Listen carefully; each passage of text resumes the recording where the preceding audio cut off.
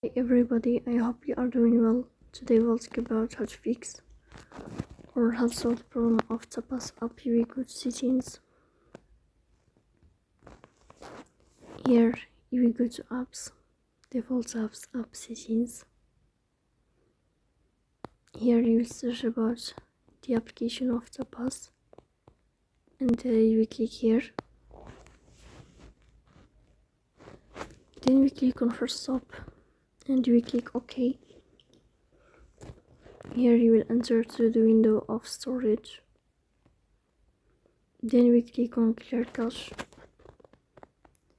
In the end, you will turn off your phone and you will wait a moment to restart your phone again to fix that problem.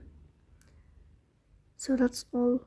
Don't forget to support us by like and subscribe. See you next time and thank you for watching.